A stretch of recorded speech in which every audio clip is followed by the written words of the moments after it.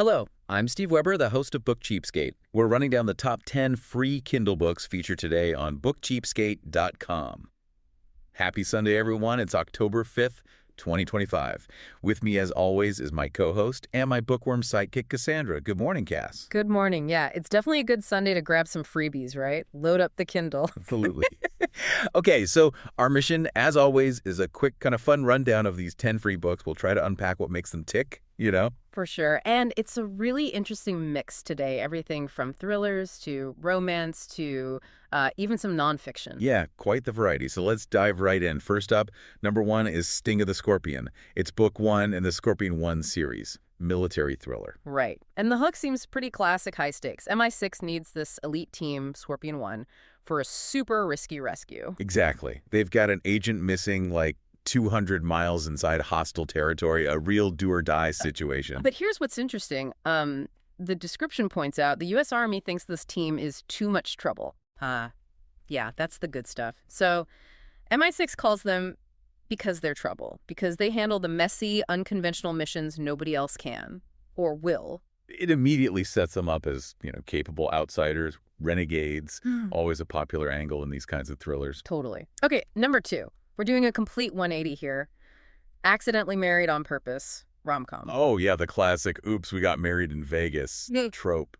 This one's by New York Times bestseller Rachel Harris. Right. So you've got Sherry, a small-town waitress, and they make a point of her purple-streaked hair, which is fun. Signals a bit of personality there. And she wakes up married to Tyler Blue, who's apparently a big country music star. Neither remembers much. Standard Vegas fun. But the real conflict ticks in when Tyler needs her to keep up the act, like play his wife back in her tiny hometown, Magnolia Springs, for PR reasons. Ah, okay. So it's not just the fake marriage. It's the fake marriage under the microscope of small-town life. Exactly. High stakes emotionally, because, how long can you keep that up before feelings get real or everything blows up? Which it inevitably does in these books. Right. That's the fun. That's the promise. Okay, number 3. We're kind of blending those two worlds now. Winter's Heat, book 1 in the Titan series, military romance. Right. So we're back to the military angle, but with romance. Here, it's a former Navy SEAL, Coley Winters. And his mission is to protect a military psychologist, Mia Kensington. They're trying to recover some important national security document during a cross-country trip. Standard protect the asset stuff. But then there's a twist. The safe houses get compromised. Yeah, this is a good hook. He has nowhere safe to take her, except his own home. And that's where the secret comes out. Right. He's secretly adopted an orphaned baby girl. He's a single dad. Whoa, okay.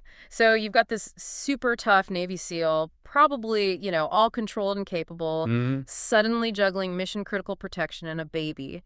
That adds a whole different layer of vulnerability. Absolutely. It makes him more human, more relatable, and it raises the personal stakes when things get dangerous later on. And the description teases a climax where he's, racing through gunfire to save Mia from a cartel boss. So the mission turns personal. Yeah, it definitely moves from protect the asset to protect the person I love. Classic effective romance arc built on an action frame. Okay, number 4. Sticking with action and adventure, but adding fantasy and pirates. Bloody Black. A pirate standalone romantasy. Romantasy. Gotta love the genre mashups. So this one sounds pretty intense. Yeah, the premise is killer. Princess Anne gets betrayed on her wedding night, vanishes, and comes back as the pirate legend Blackbeard, driven by revenge. Wow, okay. A female Blackbeard fueled by vengeance. That's a strong hook. Yeah. Flipping the script quite a bit. Totally. And the conflict. She captures this lieutenant, Rob Maynard, who's loyal to the guy who betrayed her. Oh, intends to use him as a bargaining chip, probably. Seems like it. But then, sparks fly. Secrets, seduction, unexpected feelings start messing with her revenge plans. That internal conflict, the pull between the mission for revenge and the unwanted attraction, that's prime romantasy territory, pain and desire. Exactly. All right, number 5, we're shifting from pirates to Roman legions, Lost Legioninx, the Carus saga, sword and sorcery fantasy. Oh, this sounds cool. It taps into that real historical mystery, right? Rome's 9th Legion disappearing in Britain. Precisely. But with a fantasy twist.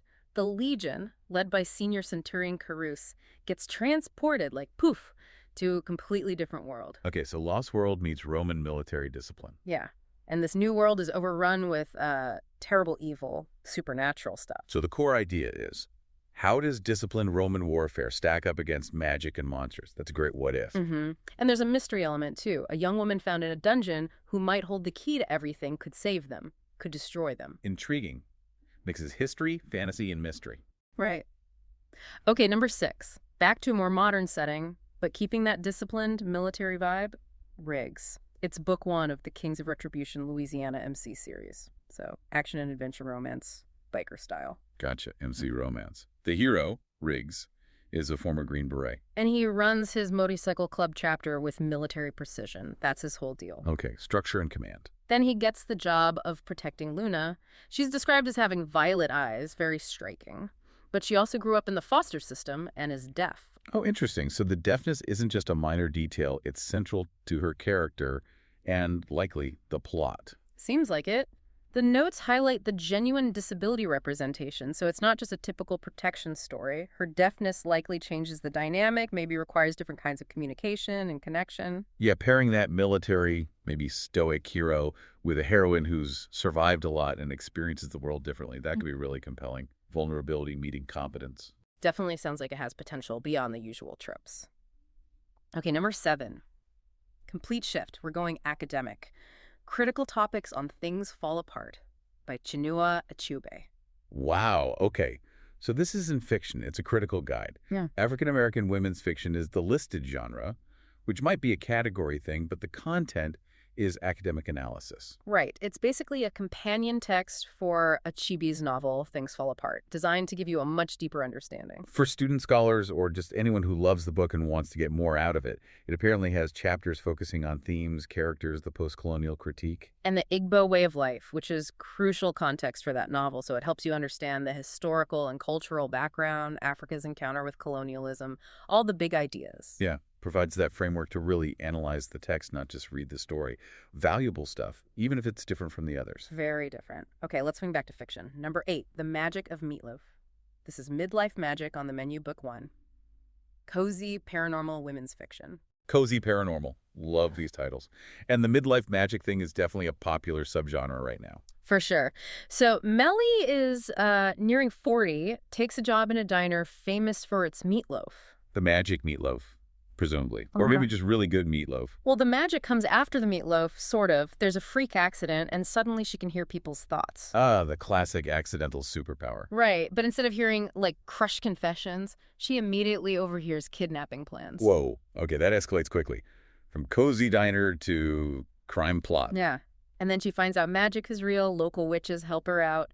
But there are also mysterious government agents sniffing around because of a pendant her mom left her. So it's cozy, but with telepathy, kidnapping, witches, and a government conspiracy. Sounds like a busy meatloaf. It sounds jam-packed. Okay, number 9, something for a different kind of mental workout, the ultimate trivia for seniors book. All right, trivia, always fun. And this one's specifically geared towards seniors. Yeah, over 500 questions, but focused on nostalgia, classic TV, movies, music, history, things that'll spark memories. And practical considerations, too. Large print, illustrations. Makes it accessible. What sounds neat is the answer key isn't just answers. It has bonus facts and explanations. Well, that's smart. Yeah. So it's not just testing recall, it's adding context, maybe jogging more memories, makes it more engaging than just right-wrong. Yeah, and it's organized by theme, not decade, which probably works better for game nights or just dipping in and out. Good for brain health, good for fun, solid pick. Okay, finally, number 10. We're circling back to romance, specifically small-town romance. Back in the Country, book 1 in the Clementine Creek novel series. Second chance romance. Another tried and true trope. Definitely. Marley comes back home and bam, there's Waylon Thayer, her older brother's best friend. Uh-oh. The classic forbidden dynamic. And the guy who broke her heart 3 years ago. The core tension here seems to be misunderstanding. How so? Well, it uses dual perspective. So Marley thinks Waylon just flat out rejected her back then. But Waylon's perspective shows he's actually been obsessed with the memory of the one night they shared years ago. He didn't just forget her. The delicious agony of miscommunication and unspoken feelings.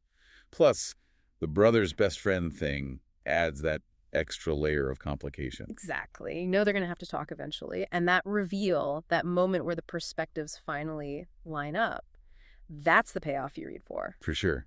Lots of good romantic tension built in there. Well, thanks for joining us today. And remember, if you want to download any of the books we've mentioned today for free from Amazon, visit us at bookcheapskate.com and you'll have all the links right there. But do it now. These books are free today, but might be back to full price tomorrow. Don't wait on the free ones. Also, along with those freebies, the site has a ton of specials on deeply discounted Kindle books and also a heads up on the best new releases. Every morning, it's all brand new. Cass will do it again tomorrow. Sounds good. Farewell and happy reading. Until then, keep on opening new worlds with great books without opening your wallet. And whatever you do, remember this: when you read, Your mind becomes its own kingdom.